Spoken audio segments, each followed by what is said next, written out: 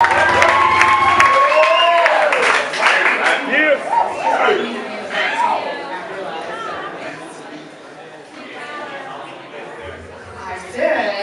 just like me to be in the back talking and not realizing that I'm next. Okay, so last fall I was talking to my mentor about some goals for this year. And I told her that it'd be really cool if an Ironman came to Chattanooga. 2 weeks later it was on the news. So September 28th, 2014, I competed in my first Ironman competition.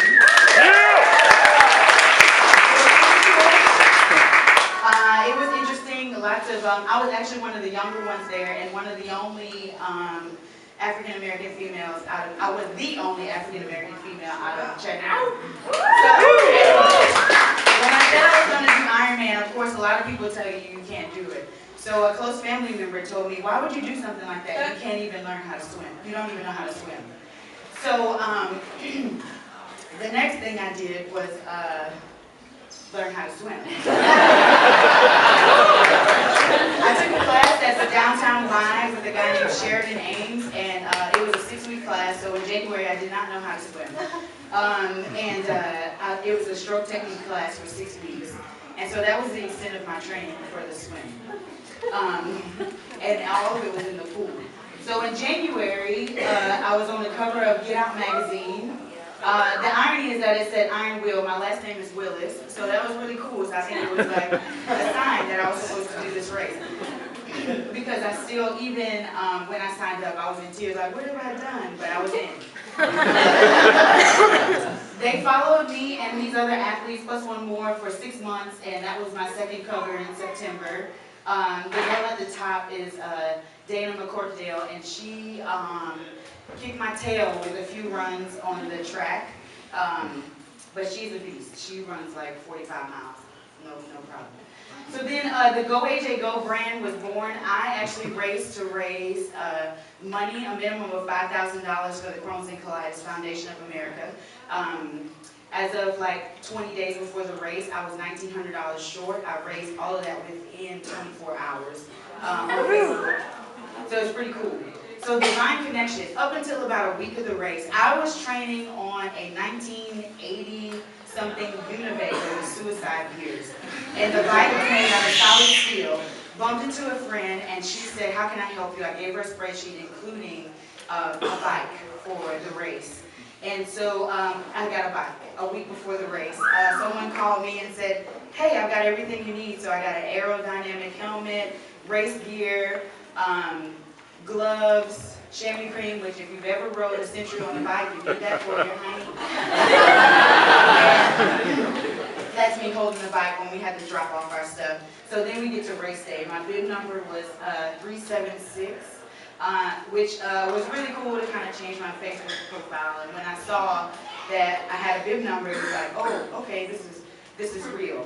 Less than 1% of the population even attempts this race. So even get to race day is another way that you even defeat the odds. So this picture has nothing to do with it, but I thought my legs looked great.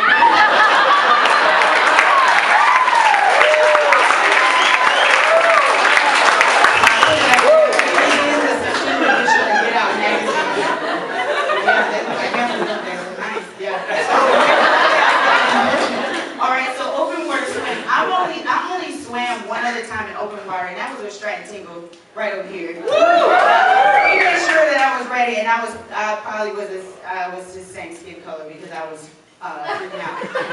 Ironman was only my second time ever in open water. So this looks like agony of defeat, but when I got out of the water, it was like the whole city rejoiced. There were people on the bridges saying, go Alexis, go, and I'm like, how do they know my name? And so when I actually slapped the volunteer's hand and stepped up on the steps, it was deafening, the screams. If any of you all were there, you would know. And so everybody was crying, and so I started crying. So that's when you get out the water, you're not really ready to do anything. Your legs are like jelly. And I was stripped out of my wetsuit, and that was me walking over to transition to get ready for the bike. So it was interesting. I'll never forget that. I got a DNF. I did not finish the race. which I thought was going to be the worst thing. I kept saying the worst thing that could happen is that I don't cross the finish line. But the worst thing that could have happened was quitting. I was the last swimmer out. I was 1 hour and 47 minutes. The first swimmer got out in 38 minutes. He was a pro. He swam 2.4 miles. If you don't know, Ironman's 2.4 mile swim. The Chattanooga Ironman, 116 miles on the bike, and then a full marathon, 26.2 miles. I actually got through half the bike, but I missed the cutoff by 15 minutes. But the idea here is to never quit. So you may have an end goal of what the finish line looks like, but even if you don't get there, it's still great. So you're a finisher. Boom is my daughter. That's her nickname. It's Boom, and she asked me to turn the radio down, and she said, "Mommy, I'm so proud of you because a lot of people said you couldn't do the Ironman, but you finished it." And she's like, "I'm so proud of you. You're a finisher, Mommy."